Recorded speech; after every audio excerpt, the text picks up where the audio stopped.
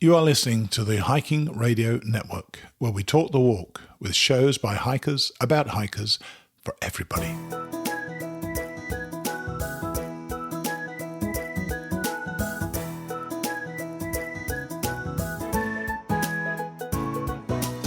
Mighty Blue on the Appalachian Trail, the ultimate midlife crisis. Join Steve and his guests every week as he staggers from Georgia to Maine.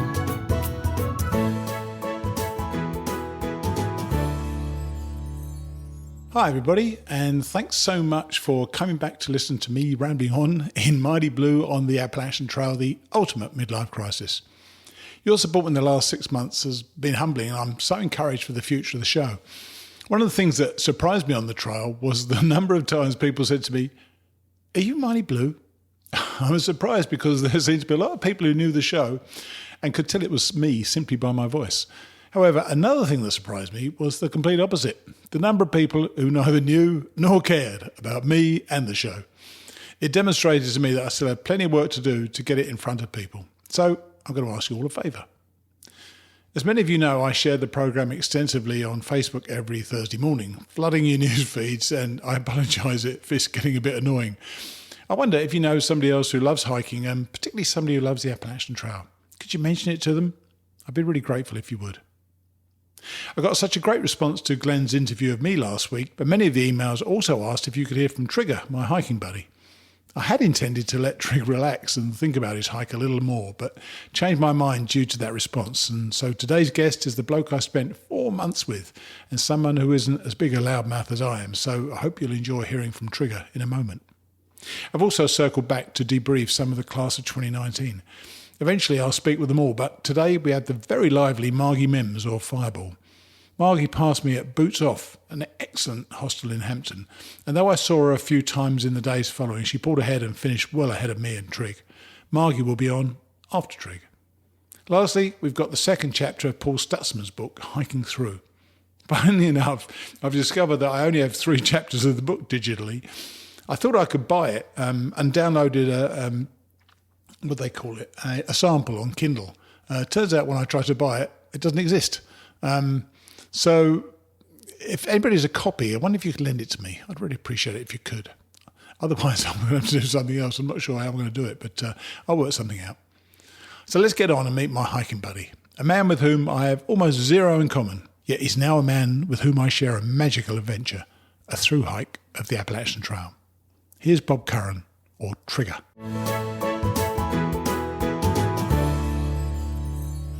Well, guess who we've got on as guest today then? This is my partner for the last, 1,700 miles, I think, 1,600 miles of the trail. Trigger, Bob Curran. How are you, man? I'm doing well, thank you. Oh, yeah. Well, that is actually the first question. How are you doing? How are you feeling? You know, we've just experienced this long trip. We are, by the way, I should tell everybody, exactly the same age. I'm 2 months your senior. I'm 2 months older than you. So how are you feeling after such a journey? Well, really, it's been 2.5 weeks, and having trouble walking still.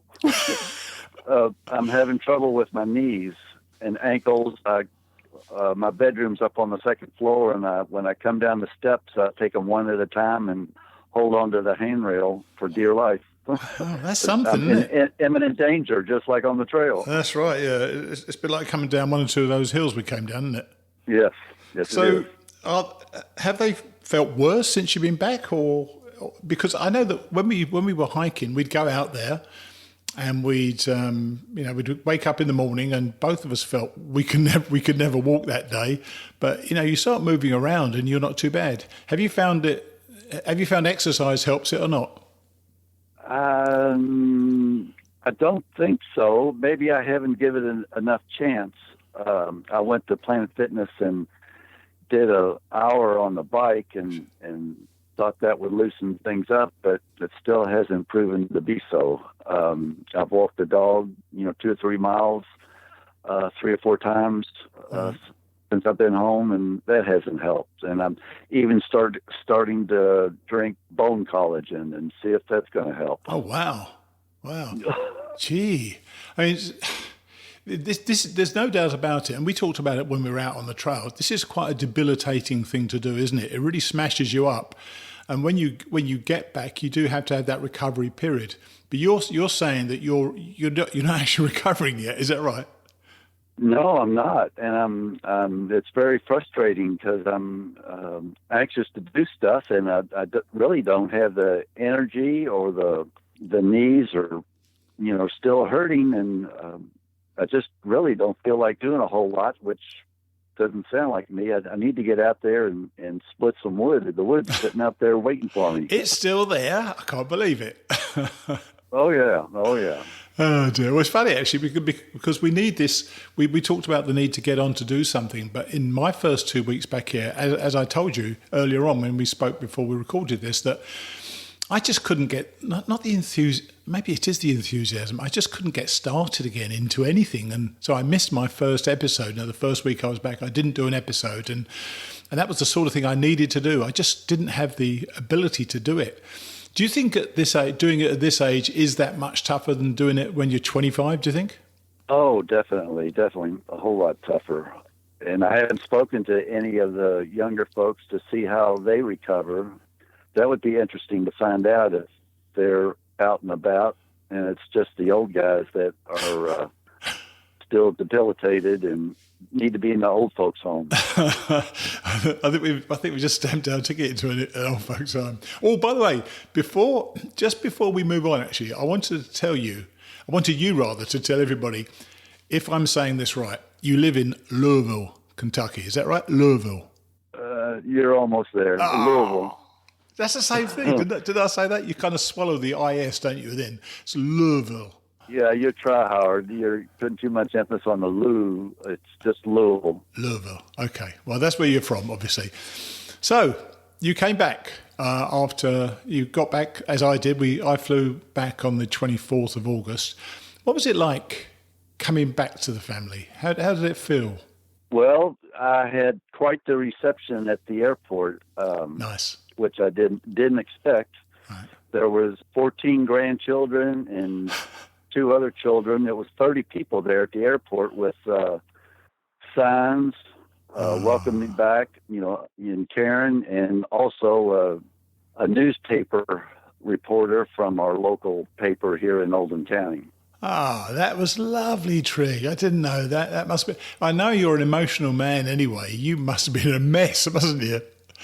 I was crying. Karen was crying, and other people around me were. It was very emotional.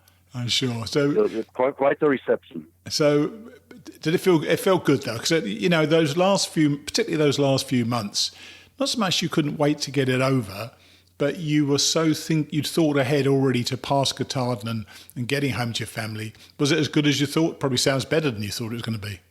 Yeah, it was very good to get home, and I haven't really gotten back to the routine. I was hoping that coming home I'd be able to do more stuff, or willing to do more stuff than I am. I can't sit around the house all the time. I need to get out and do stuff, but yesterday we had a record high of 99 degrees. Oh my gosh.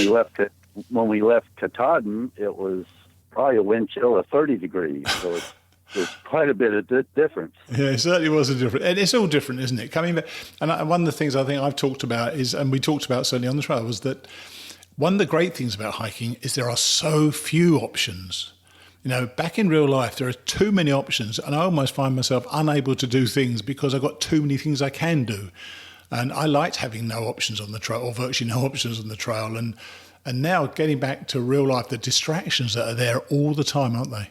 Yes, my wife, she left for work at 6:30 this morning, and she informed me that I had laundry to fold. So I was folding, before I called, I was folding placemats.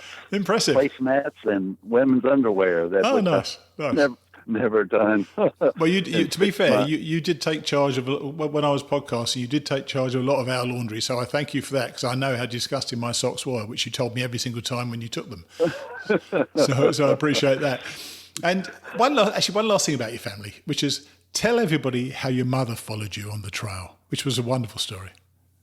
Well, you know what the AT maps look like. Yeah. They're about 5 foot tall and about a foot wide. And my brother had hung the AT map in the kitchen. And when I first started in Georgia, my mother would have to get on her knees, way down low to see Springer, and then follow me up. And then when we were getting finished, she was up on a stool up near Maine and New Hampshire. And this is not a young woman, is it? This is not a young Quite woman, is it? precarious for a 92-year-old. She shouldn't be on a stool at all. I think you could be right, but I bet she was delighted you were back as well. So that is really nice. And have any of them commented about any changes that they see in you, apart from you? I know you lost about 50 pounds like me, didn't you? Yes, I did. Yes, and Karen's trying to take care of that, baking cookies and fancy desserts. And I was on the grill yesterday grilling out some chicken and corn on the cob. Eating's not the problem. It's just walking with the knees. Yeah. That'll come. Now, let's go back a few years. Were you a hiker, say 10 years ago? No. Really? No. Really? No. You'd never hiked at all? Never hiked, never pitched a tent, never had a backpack on my back, never had trekking poles. You had zero hiking ambitions in that case. You had zero hiking ambitions. So, yeah. So what did you do for a living then? I was outside. I was a construction superintendent. All right. We did commercial work. Yeah. And you retired when? December 31st, which was my birthday. Right. So December 31st last year, and then literally less than 2 months later, you're out on the trail. How long had the thought of doing an AT hike been brewing in your mind, and how did you first sort of discover it? Well, it was about 3 years. 3 years ago, my wife and I were on the Blue Ridge Parkway. Right. And we'd stop off the outlooks and see the big, wide open space, from up elevation of 3,000 to 2,500 feet. And then you would see these white blazes, with the Appalachian Trail sign. And that thought intrigued me then, looked interesting. And we would walk maybe a mile in the trail and then walk back. And I thought that would be very challenging to be able to do the whole thing. You weren't wrong there, were you? I was not wrong there. but how, there's one thing to just walking a mile on the trail and talking about it and thinking it looks lovely. What was the moment that you thought, yes, I'm going to do this? Was it a particular moment, or did somebody talk you into it, or did you know somebody in the family who was involved with it? Well, my cousin did it in 1976 when he got back from Vietnam War. Right. And he also did the PCT, and I thought, wow, if he can do it, I thought I could do it. And then I started studying up on it and looking at YouTube videos and watching Dixie on the trail do her thing. And I thought, she can do it, I can do it. She's half your age. She's half your age, by the way. I mean, really, to think you could do the same as a 33-year-old. There were kids on the trail. There were 8-year-olds, as you remember, that did it. But goodness, that was something. So the thought came to your mind that you thought you could do this. And did you know, or from what you'd read, did you think this was going to be as difficult as it was? Or did you think that a lot of the YouTube videos actually give a kind of sanitized view of the trail?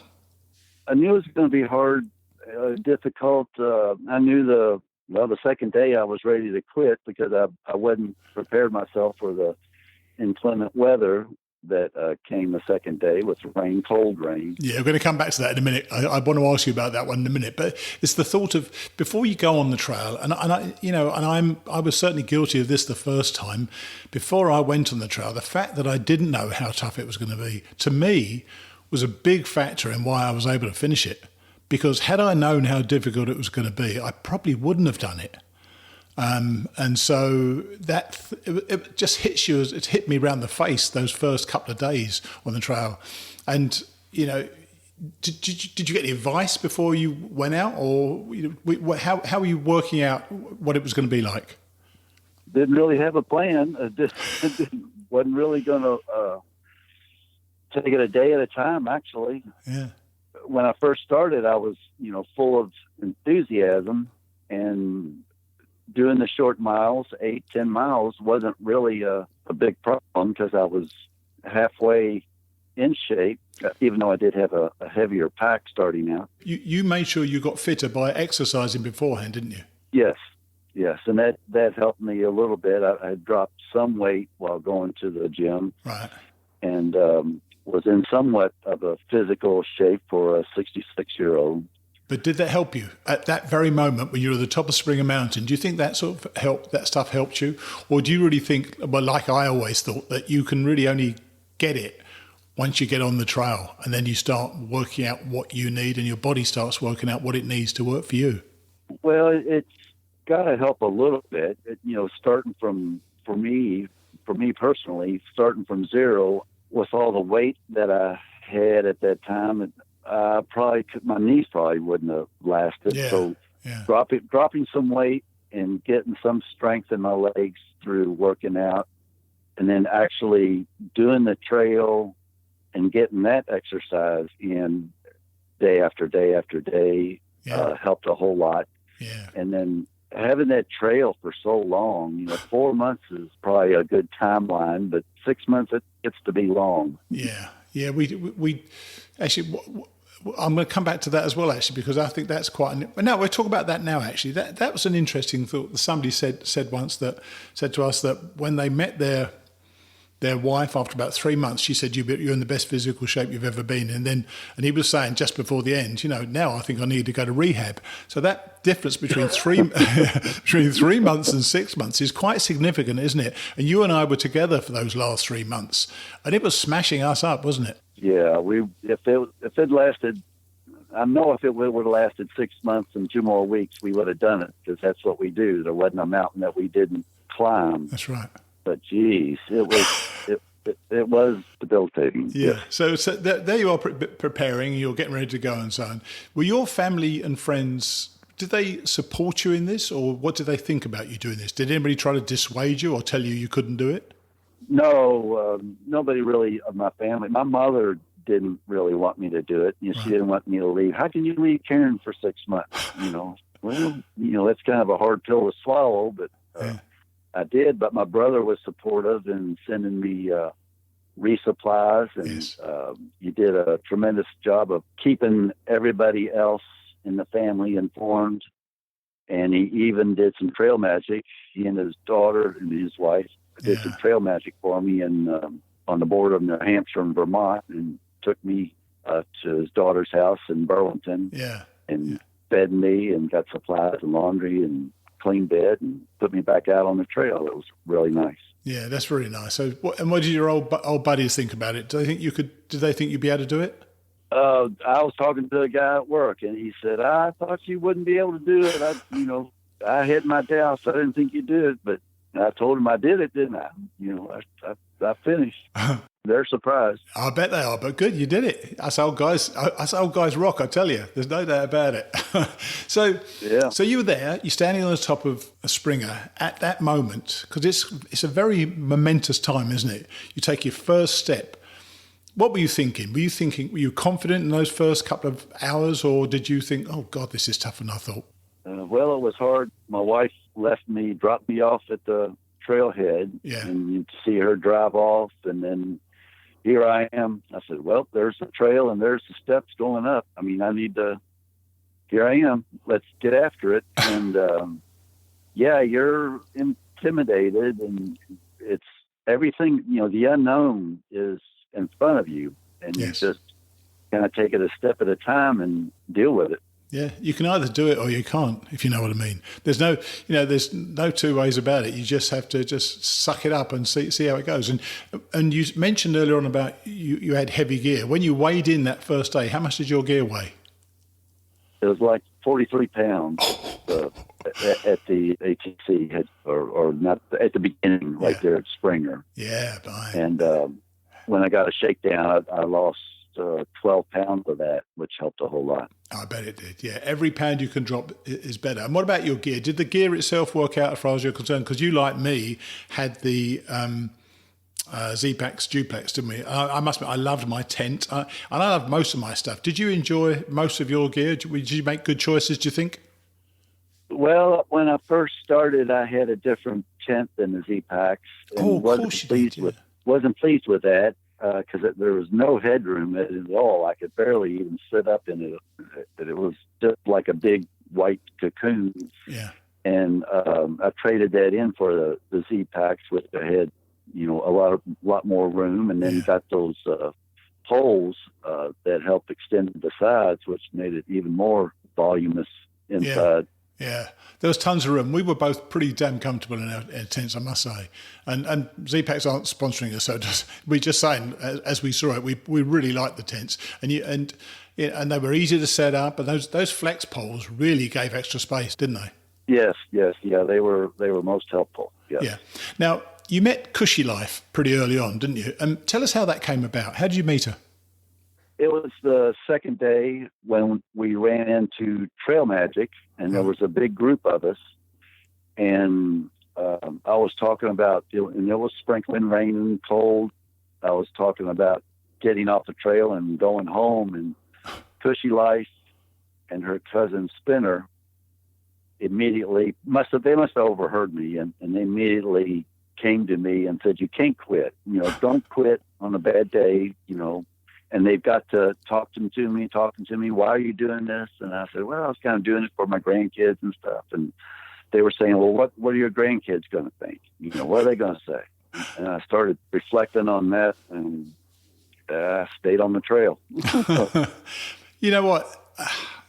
I must say, Cushy was great at that sort of thing. She was very, very encouraging to people and making sure they stayed on. So from then on, you hiked with Cushy for a long, long time.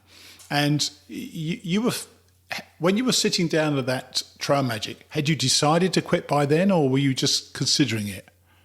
Oh, I was definitely going to quit then. I was talking to another hiker who was talking about quitting, and we were going to set up a way to get back. Who we were going to call? How were we going to get back? Back to Springer Mountain and get a ride home. I was ready to go. But you carried on after that. And you and I didn't meet, I don't think, until about the Grayson Highlands. I'm not quite sure. It's about 500 miles, something like that. And when I met you, you were hiking really, really strong. And all the time I was hiking with you, especially if you were ahead, you would go further ahead. And your strength of hiking must have either improved or you did that from day one. Were you able to hike quite well pretty quickly? I think I was. I think because Cushy Life would always try to pull the reins back to me a little bit because I think she wanted to be the line leader. Right. And yeah. But yeah, towards the end, I think you were leading the way pretty much all the time and pulling me along because I was really dragging. I think your caffeine, the Neo caffeine that you were taking at noontime really pushed you further, and I was just trying to keep up. Yeah, I think I was faster going downhill and you were faster going uphill, so it kind of worked out pretty well there. What were your first impressions of this English yob? Me, in other words. What do you think? And this is a dangerous question to ask because I've no idea what the answer is going to be. What were your first impressions? Well, I'm glad we met because when Cushy Life left to go home with her daughter's graduation, I was left with you, and you and I became friends, and I don't think I would have really, my hike would have been in danger if I hadn't met you. But you had your determination then, though, didn't you? I mean, I don't recall you thinking about quitting at all after you and I met. I think you seemed very, very on board with getting the whole thing done, and you had your game face on all the time. You were ready to go, and ready to keep going basically all day long. It was only me being lazy that stopped you doing quite as much as you wanted to. So that thing about quitting. I was ready to go, but sometimes I would go in the wrong direction. Sometimes I would. The one time you were going back to the privy or something, and I saw a white blaze and took off and went up a mile up the Lone Mountain. And it turns out I was alone and nobody else was coming. So I finally decided, well, maybe I went the wrong way and had to come all the way back down. And I found out that we were supposed to be going south that day instead of north. So that's right. Yeah, you kept me on track. And you actually gave a great reason for hiking with me around that time. You said, "Do you remember what your reason was? Why did you want to hike with me?" Because I knew you were going to make it. I knew you were going to, your determination and knowledge and your strength, you were going to make it to Katahdin. And then that helped me a whole lot because I had the same goals in mind. I wanted to get there too. That was cool. I remember you telling that, and I love that. It was really great. Now, and obviously, our second half of the hike was fairly similar because we did the same things. But we did spend a few days apart when I was a couple of times. Once when I was ill, and then when I wanted to watch some cricket. How did you find hiking on your own? Did you find it a different dynamic, or were you quite comfortable because you knew we were going to get back together again? I was comfortable. I knew that we would get back together again. I had a little more confidence in myself and finding my way. And there's other people around. You're never completely alone. There's always other people. And then I waited in, I forgot what shelter I was in. I think I waited a day for you to catch up. That's right. That was just before the Mahoosuc Notch, wasn't it? Yes. Yeah. Yes. That's right. Yeah. I mean, that worked out. I actually think sometimes it's better to be apart for a couple of days anyway, because I was looking forward to seeing you again. You spend 24 hours a day with somebody, don't you? Really, when you're in a tramley, and it can be quite intense how you're always together. Because I mean, you were constantly bitching and moaning, but not in a bad way, by the way. If I wanted to stop early, and you were pretty much done with the AT by that point. When did you start to feel like that, where you could see the end in sight and you wanted it just to be done? I guess it was a month, 6 weeks towards the end. It was great knocking out all those little states that we would get through, Maryland, Connecticut, and all that. And then it kind of drives you, even makes you more determined to finish. Once you get those little states out, and the only 2 states you got left are Vermont and Maine. And New Hampshire. New Hampshire. New Hampshire.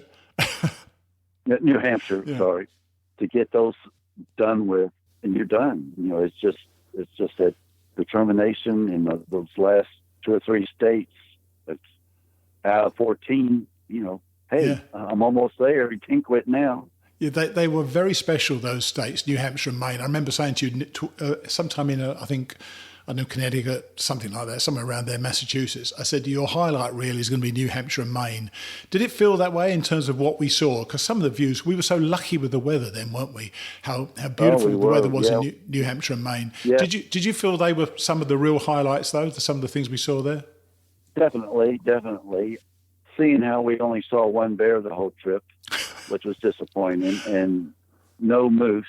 Yeah. I kind of wanted to see a moose, even if it was across the lake. Yeah. I wouldn't want to meet one on the trail. Yeah, but you did do something to a rattlesnake, didn't you?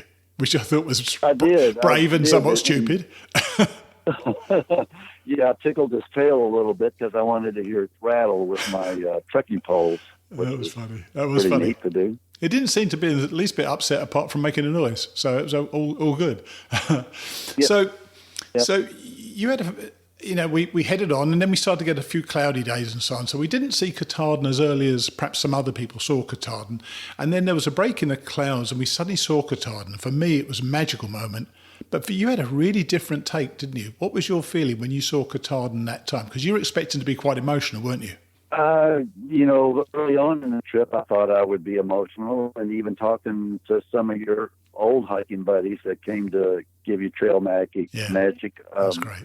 Even got me choked up a little bit thinking about it. But when I actually did see Katahdin, it was more of resentful towards the mountain. Didn't really have the emotion that I thought I would. This is the daggone mountain that brought me out here for 6 months. That kept me away from my family. Yeah. And I saw it, and then made me more determined to climb that mountain and beat it, and then get home. Yeah. But let's talk about that last day then. We were both, I recall, we were both very excited. We'd stayed in Millinocket the night before. Then, of course, I fell down the stairs on the morning going up Katahdin, which wasn't great, to be fair. How do you think... The climb is something that, unless you've done it and you can see it, it's almost impossible to describe what it's like to get out above tree line and look up how almost vertical that climb is, isn't it? Do you recall thinking, oh my gosh, this is much steeper than I thought? Yes, it's not a real easy climb. And then getting down is another thing. I just wanted to pray and get down safely. Yeah, because the climb itself, energy. Because the climb itself, because it's hand over hand stuff, in many ways, to me, it's easier than trudging up a hill. You're pulling yourself up. It's kind of exciting and so on. But getting down, I found it so much more difficult this time than I did last time. And but the climb up, I remember you saying at the time, because we had some great views, didn't we, all the way up. You're saying it's nowhere near as bad as I thought it was going to be. So did you actually enjoy the climb up? Yeah, the climb up is a lot easier. It's easier to pull yourself up rather than going down and you're trying to put your foot on something that you can't even see. And sometimes you've got to slide down on your butt to get down to the next level. Because if you fall going down, you're not going to fall 2 feet. You're going to fall 15 or 20 feet or more. Just roll on down the mountain. But climbing up, I don't think you're going to fall that far. No, exactly, and I feel exactly the same way about it. And I was surprised how difficult it was to get down. But then we could see that. And what was nice this time for me, because last time I couldn't see it because it was in cloud. When we got near the top, we could see the sign from quite a way off, couldn't we? When you touched the sign, what did you have an immediate thought? Other than it's done and it's time to go home. It was cold up there too. It was cold and windy. And when I get up above tree line, I always seem to feel vulnerable to the weather. Yes. I mean, because it's so much difference once you get up above tree line, and we're up on top of this mountain, and it's our finish point. We want to do our pictures and all that, and then I was anxious to get down and get below tree line again. Yeah, it was certainly quite fresh up there, I must say. So all in all, this 6 months you've done, the pain you've got now, the times you fell, I think you fell 22 times, 23 times? 26. Oh, 26, not bad. Better than my 43. So was it all worth it? Are you glad you did it? A long pause. Yes. I thought I lost you for a minute. I wish I had done it at a younger age, right, and been more knowledgeable to begin with. But yeah, it was a very exciting trip. Met a lot of people that I wouldn't have met, and seen a lot of things I wouldn't have ever seen. I barely get out of Kentucky anyway. Yes, I do know that. Yes, saw 14 states in 6 months. That's right. So it was very a great accomplishment that I've done. I'm proud of myself for being able to do it, and at this age. And yes, I'm glad I did this. Finished. So it was worth it with reservations. To me, honestly, as I've said many a time, that I think not knowing is the better thing. We met a lot of people who were hiking for the first time, didn't we? It was surprising to me how few people are actually hikers, and I think in many ways that can be a benefit. So the fact that you learned on the way, and I suppose now that you've learned how tough it can be, will you ever hike again? Do you think? No. Probably not at this age. No, I think I'm done. All right. So you're not thinking of going for a 2-time then? No. Hopefully, I like to think I'm smarter than that. Yeah. Unfortunately, I wasn't, but I appreciate the thought. Yeah. So before we wrap up, Trig, I just want to publicly tell everybody I want to thank you for bullying and cajoling me into finishing my hike about 10 days earlier than I'd expected to. You definitely improved my hike and my hiking. So I really appreciate, having shared this journey with you, mate, because it would have been a worse journey without you. So I'm really glad that we were able to meet. Well, I was appreciative of your determination and your intelligence on where to go and your logistics that helped us get through. Appreciate it, man. Well, look, it's been great talking to you, and I'm so glad you're, apart from your knees and your ankles, that you're starting to do stuff. And I'm very disappointed that you haven't chopped up all that wood, which was the first thing you said you were going to do when you got back. I mean, you're about 3 weeks too late, but stay in touch, mate. All right, and we'll talk again soon. All right. Will do. Okay, buddy. Thank you. Take it easy. Bye. Trink was quite nervous about the interview, so I sprung it on him really quickly so he wouldn't think about it too much and back out. I'm so glad you got to hear from him. He's a really great guy, and as I say, I don't think I would have done it anywhere near as well as I did if it hadn't been for him. Carrying on the theme of 2019, I also had the chance to catch up with Margi Mimms, or Fireball.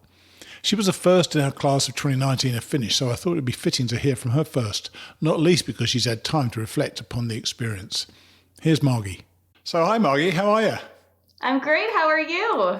Well, we can see each other on the screen right now, which is, I don't normally do this, but I think to see fellow through hikers actually completing the trail as well, that's wonderful. So, you were the first of our 2019ers to finish, and I've told, obviously, listeners that you finished. How are you feeling? Feeling really, really great. The sense of accomplishment is growing as time goes on. I'm sure. That's interesting. It's great. It's getting more, is it? Mm-hmm. Yeah. Why do you think that is? I think just time going by, the normalcy of hiking the trail was there while we were, through hiking. And, sure. Then you go away from the trail and everyone's like, wow, you just hiked from Georgia to Maine. And you're like, oh, I guess I did. That is pretty great. Well, one of the things, I mean, how long ago did you finish? You finished about a month before me, I think, didn't you? Yes, I finished July 20th. Wow. So yes. You started when? March 8th. Wow. Did you feel that you ever rushed it, or was that enough for you? Yeah. So I met 5 other guys. You met some of them back in Tennessee. And so we hiked together until New Hampshire, the Whites. Mm-hmm. And then I slowed way down and they kept going really quickly. Right. So I did feel rushed at times to keep up with them up until New Hampshire. And then I just really couldn't keep up with them anymore. But we had so much fun hiking together. As you know, the people on the trail are just awesome. Yeah. But at times I definitely went faster than I would have liked. And I was enjoying the trail a lot more when I lost them in New Hampshire and slowed down. So why did you slow down? Well, physically, I just couldn't keep up with them over the terrain and the Whites. They did a 27-mile day the first day. Oh, my gosh. And I did 13 miles, and it took me like 12 hours. And so I was like, nope, I can't keep up anymore. It is a surprising change, the Whites, isn't it? It suddenly becomes so different. If you recall, you go into Hanover, then you go through the town, then you go into the woods, and they seem so much deeper and darker, those woods, don't they, when you first go in there? Oh, yeah, just way bigger mountains. Yeah, and what about the weather? How was that for you through New Hampshire? Because there are all the great views there. That's really the highlight reel views, isn't it? I had the perfect weather throughout the Whites and throughout Maine. I think it rained maybe 2 days in Maine, of course, through Mahoosic Notch and Mahoosic Arm. It poured on me, but besides that, it was just the perfect weather throughout New Hampshire and Maine. Now, I know a lot of people have probably heard of Mahoosic Notch. Tell people what it was like.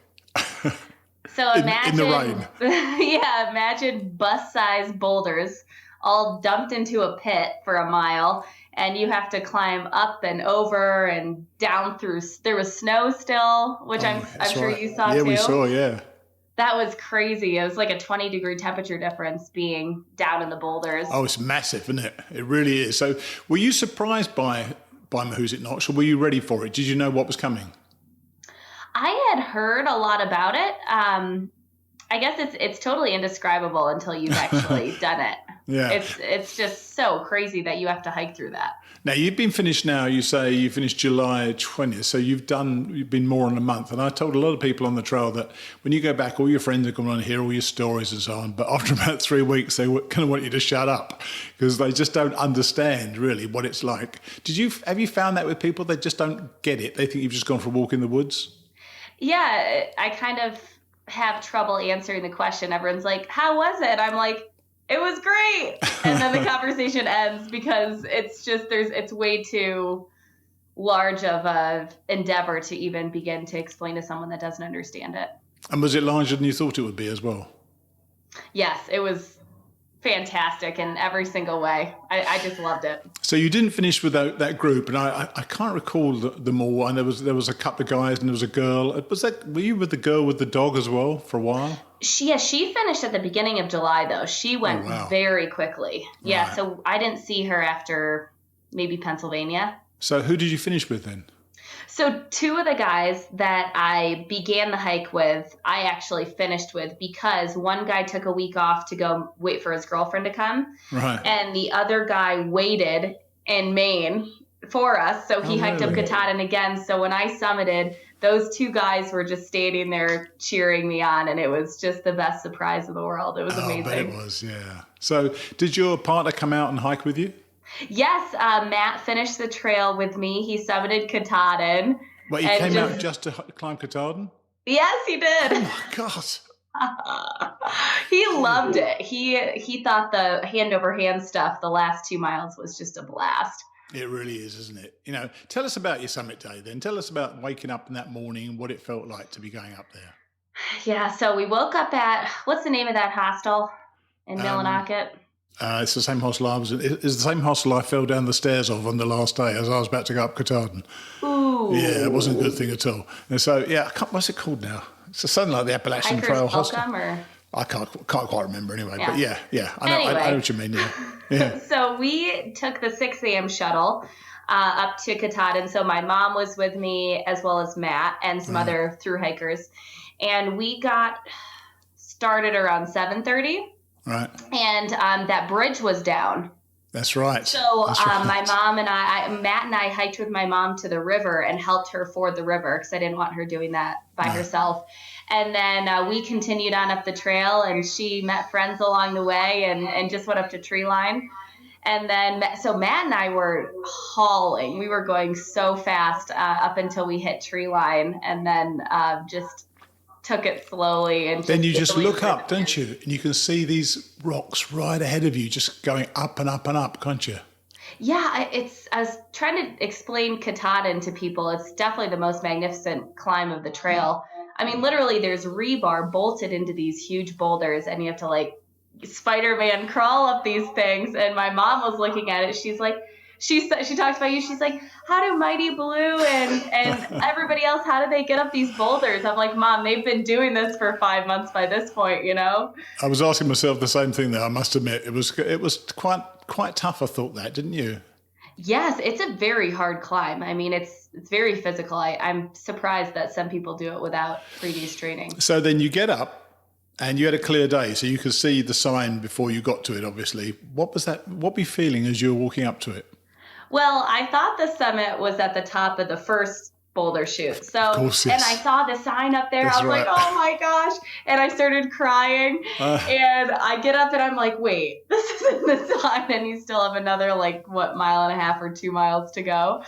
So I get up to the real sign, and there were probably 60 people around because it was a Saturday.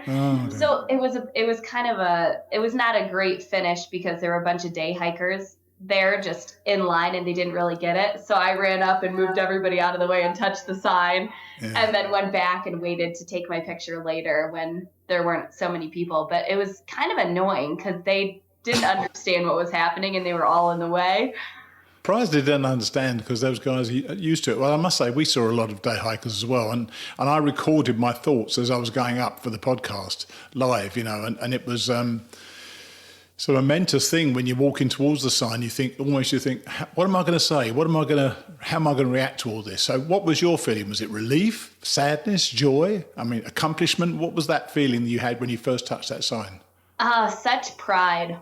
Good girl. Just so confident, so happy, so pleased that my friends were there to meet me and that Matt was with me, and just happy to be done. Just really proud of myself. I'm sure you were. And so, what actually about the AT itself, the whole journey, the 4.5 months? What actually surprised you about the AT? Something you thought you hadn't considered? Ooh, that's a good question. Wow, I kind of wonder what it would be. Then in that case, I'm glad I asked it. Was there anything you expected? The Whites, that's what's coming to mind right now. The White Mountains in New Hampshire.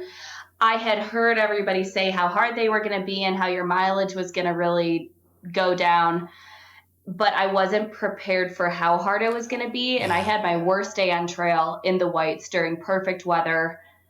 And I just had the worst day because I was expecting to hike 20 miles and I could only get 13, and I lost my group that I had been hiking the whole trail. So that I wasn't ready for the Whites, even though I should have been, because I've read a million books. I've listened to your podcast and RTK, and I should have known better, but I didn't. I don't think there's much that can really properly prepare you for it. And some of that rock hopping, down, especially down from, say, Madison, coming down from Madison was tough, wasn't it?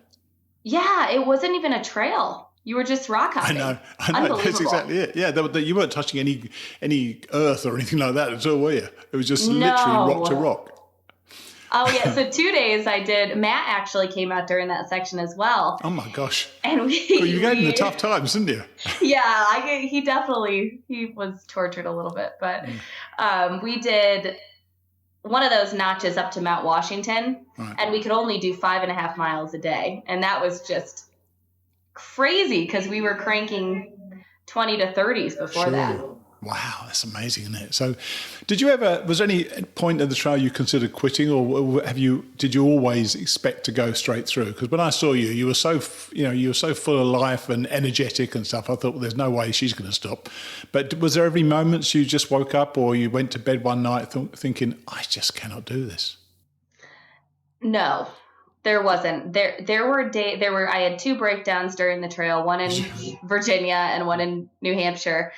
But they were because I was at the point where I wasn't sure if I wanted to keep hiking the big miles to keep up with my group. Right. And I just wanted to take a few days off, and they didn't. Right. So what I was craving was, 3-4 days off in a row, but my yearn to be with my friends was even greater. So if I were to do the trail again, I would slow way down. Oh, really? How interesting. Yeah. And even though I met great people, I met even greater people when I lost my normal family. I met 2 other girls who were incredible, and I hadn't been hiking with any girls. Mm-hmm. So it ended up, everybody on trail is amazing, and I didn't need to kill myself to keep up with these people. Just because you shouldn't be hiking anybody else's hike, should you? Hiking your own hike. I know it's the one everybody says, hike your own hike, but it's so true. And you need to be making sure you are doing your own hike and not anybody else's. And has Matt noticed any changes in you since you've come back? Not physically, but, in terms of mentally or your attitude? No, I don't. I think I'm probably more relaxed. I don't get as stressed out as easily. Cool. But everybody was warning him that I was going to have this really bad post-trail depression. So he was like kind of tiptoeing around the first few weeks. And I'm like, I'm fine, All right. Well, I must admit, I've been a little bit down from time to time. Yeah. I'm in a transition period in my life. But I think going back to do something, you've got a project or something like that to do, then that's a good thing. And you look very happy. So that's a wonderful thing. And has he noticed any physical changes? Did you lose weight, gain weight, or what did you do? I lost 8 to 13 pounds, but depending on which scale you go with. I bet you're going with the 13-pound one, aren't you? yeah, I'll go with the 13 one. Yeah. But I just kind of became more boxy, just really square and kind of tough. Like I kind of turned into a brick, Women seem to get much more toned, and men get the old T-Rex look, the huge lower body and the pathetic weedy upper body. I've got no muscle on my arms at all now. It's really horrible, I tell you. And was there one thing you might change about your hike if you were to do it again? What would that thing be? To slow down? Slow down. Simple as that. Oh, I would slow down. Good for you. And what's next for you? Are you going to do another one? Oh, man. If you would have asked me this on the top of Katahdin, I would have been like, no, never again. And then about a week after, I'm like, yeah, I'd do the PCT. It is like childbirth. I mean, I've never had a child, but neither have I. Right. But it's like you imagine childbirth being. It hurts like crap. But then A week later, oh yeah, let's have another one. It's kind of weird how that works out. Well, look, I'm so pleased you did it. I really am, and so glad you came back, obviously, to talk to us. And frankly, these conversations are going to be much easier with the ones who actually finished than didn't. Because I know some people were upset for not being able to finish, but that's the kind of the way it goes.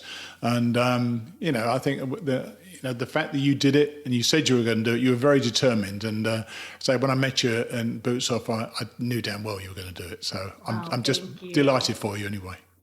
Thank you, Stephen. Congratulations to you for the second time. That's crazy. You're a maniac. Yeah, I am indeed a maniac, and I would fully accept that as a title. But thanks for chatting again, and we'll catch up again soon sometime.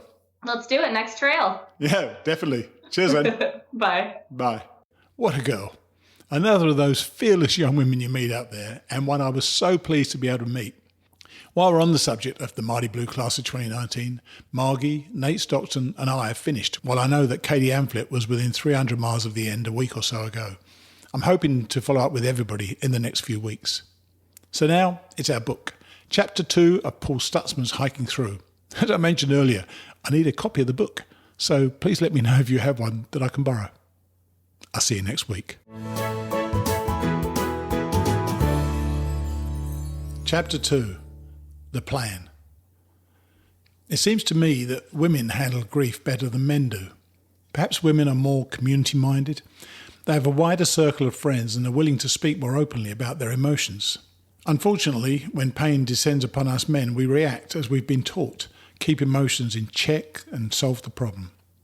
Men may treat bereavement as just another of life's problems. We need to devise a solution, the sooner the better, and end the pain.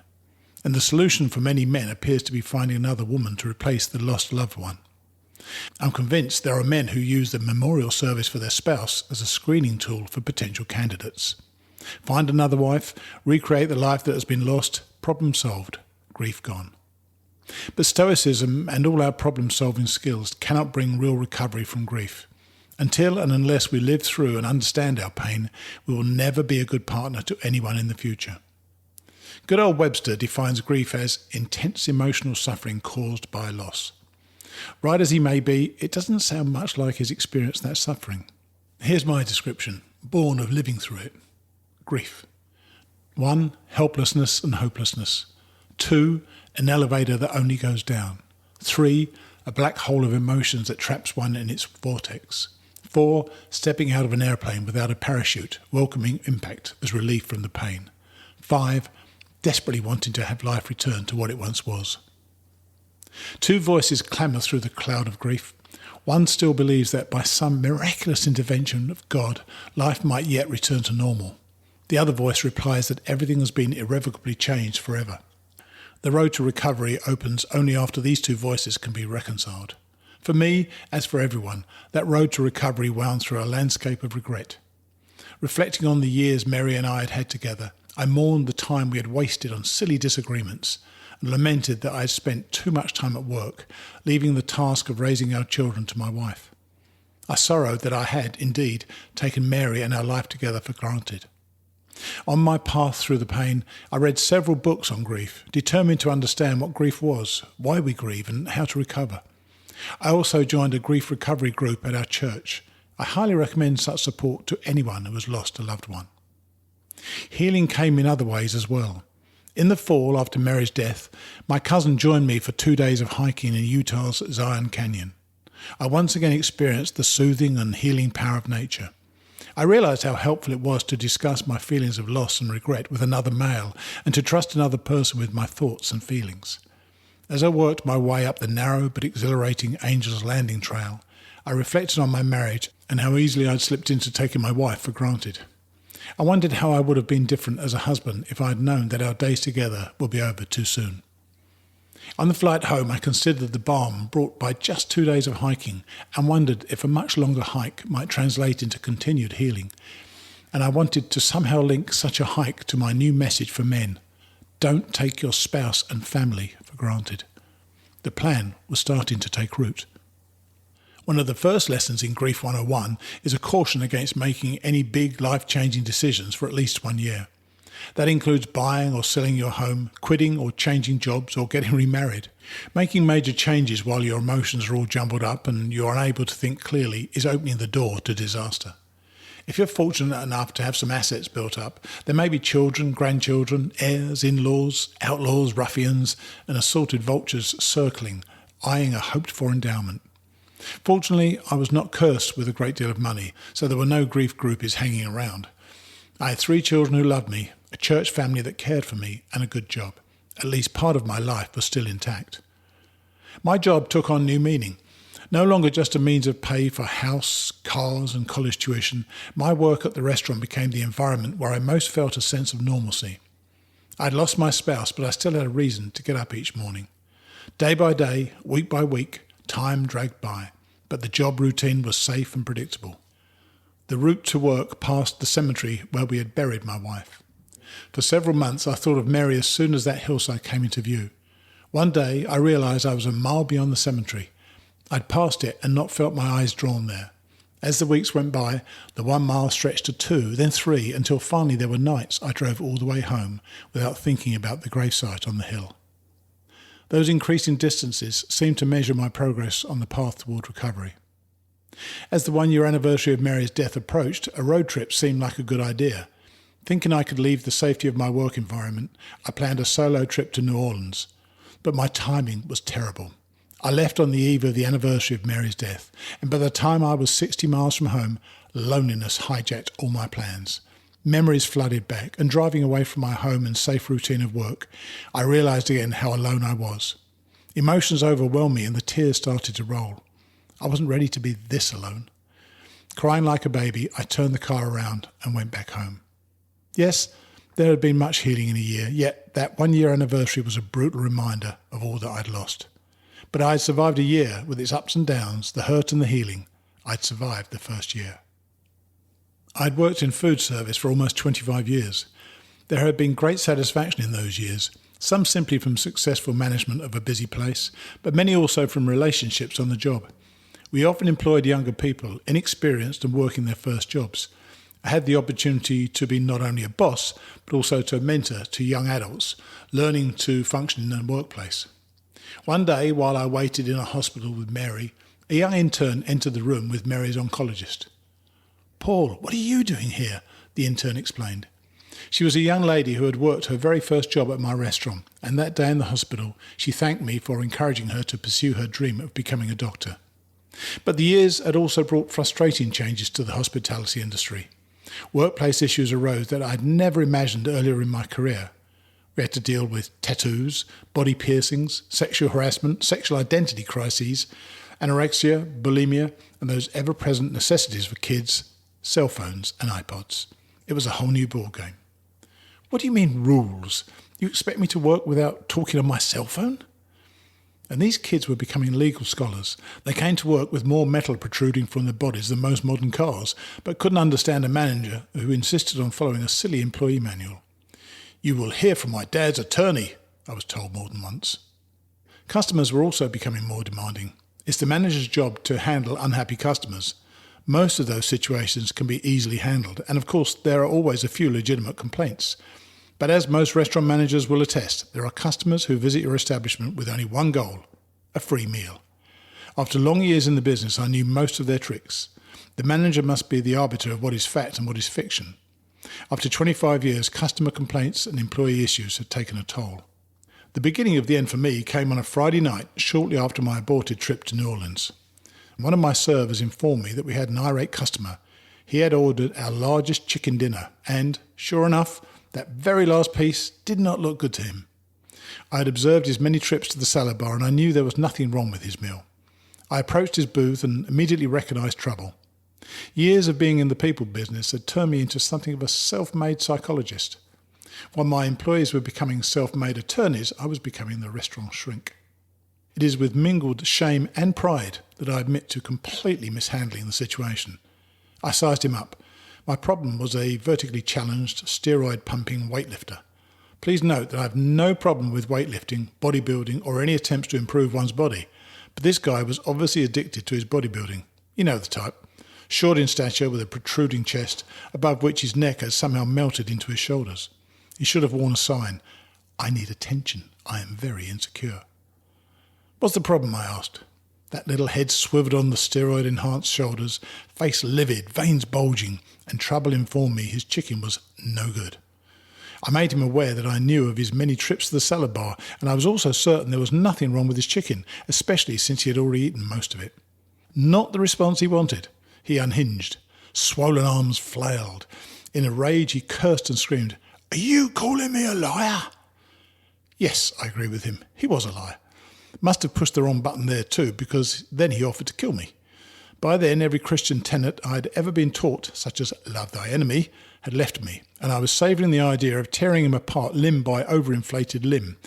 But I thought better of it, since he could have squeezed the life out of me like a boa constrictor. He hurled more invectives, went through another round of profanities, and then left, shouting to the entire dining room that he would never come back to this restaurant. I assured him that never would be too soon. Later in the evening, my own rage past, I reflected on my new approach to handling customer complaints. My response was the result of years of cumulative stress. The whole scene had been like a final pounding of the grave that told me, it's time to leave. That night, as I passed the cemetery, I looked towards Mary's grave and whispered, I think it's time. Mary and I had always thought we would work hard, get out of debt, retire early, and then enjoy doing some mission project to benefit others. In May 2006, I made our last house payment. I took the envelope with the final payment to the hospital where Mary lay. This is it, Mary. No more debt. That's wonderful, she replied. Wonderful indeed, but what price had we paid? Within 4 months, my wife was dead. All those things we were going to do together were now impossible. We had spent a lifetime working toward that distant goal, making promises to ourselves that now we could never fulfill. Sure, it's important to plan for the future, but think about this. You've had the gift of yesterday, and you are living today with its choices and opportunities, but who knows if you will have tomorrow? You've heard it time and again, but I will tell you, and I know it's true because the painful lesson is etched into my yesterday. No one has a guarantee of tomorrow. That's why it is so important today to tell our spouses and loved ones what they mean to us. On the night the enraged weightlifter faced the equally enraged restaurant manager, I took a look at my life. If I was serious about taking each day that God gave me and utilising that day to help other people, then I would need to make a very difficult decision. Driving to work the next morning, I asked God for a sign, some confirmation that it was time to leave the restaurant. Early in my shift, I was called to the front desk. This time, the complainant was a middle-aged man delivering another profanity-laced tirade about the quality of our bacon. I curtly told him I would see what could be done about improving the lifestyle of the sacrificial hogs and walked away, shaking my head in disbelief that with all the problems facing humanity, I was dealing with a temper tantrum over pig fat. In 2 consecutive shifts, I'd encountered the 2 most difficult customers of my restaurant career. God, I know I asked you for a sign, but did you have to go this far? Of course, in my case, the shock treatment was probably necessary, because my fear of the unknown was greater than any discomfort in the present. It's why we often stay in jobs we don't find fulfilling, and why people stay in abusive situations. We are frozen in place, unable to give up our known misery, even for the promise of a happier tomorrow. There was no doubt that I needed to step away from my position, but I also realised how important my job was.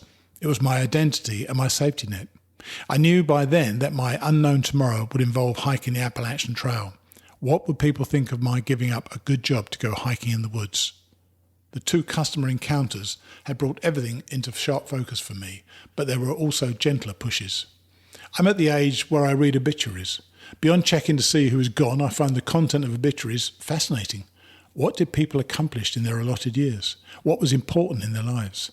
Those long lists of organisations and activities, are people truly living or just filling their schedules?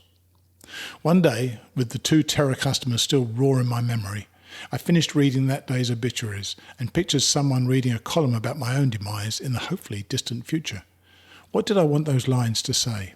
That I worked all my life and was found dead in my office chair, done in by some crazed weightlifter? No, I wanted something much more interesting, both for me in life and for the readers of my history. Something like, after a successful restaurant career, Mr. S retired early and followed his dream of through hiking the Appalachian Trail and writing a book about everything he learned. I once again asked God about the wisdom of leaving my job. I was still debating, but a question waved in my mind, a quiet, gentle question that I'm convinced came from God. Would you give up your job if you knew I wanted you to? Of course I'd do it, was the automatic reply in my head. It's time. Go. I'll be there with you. The internal debate was over. I finally had the peace I needed to make this life-changing decision. I would quit my job. I would hike the AT. I would use the walk to deliver a message to men. Don't take your spouse and family for granted. Enjoy today fully. Don't assume you have tomorrow to tell your loved ones what they mean to you. I would deliver the message whenever I could. I had no way of knowing that on the trail, God would deliver an even greater message to me. One thing remained, my letter of resignation. Until this letter was written and sent, I could back away from this crazy idea. Even my dad, 83 years old and still working every day, questioned the wisdom of my decision. I wanted to begin my hike by the end of March, and my company required a 2-month notice to have an orderly transition of management. I waited until the last possible day and wrote the letter. I was convinced this decision was right. Why was it still so difficult? I sat at my desk, the email to my boss composed, waiting on the computer screen in front of me. Fear and doubt paralysed me. I could not hit that send button. Instead, I wandered through the restaurant on a pilgrimage of memories, through every department: bakery, kitchen, banquet rooms, dining rooms, wait stations, dish room, hostess station, and even the dumpster room. Long hours, customer complaints and employee issues no longer filled my mind. Now I was reliving good times spent with great employees and wonderful customers. How could I survive without them? What was my life if not the restaurant? I can't quit. You must quit. I can't. I must. For several hours I vacillated. During my years of managing this place, my decisions had always been predicated on what was best for the restaurant. Now, at last, the question was, what is right for me? With tears streaming down my face, I sat down at my desk once again and hit send.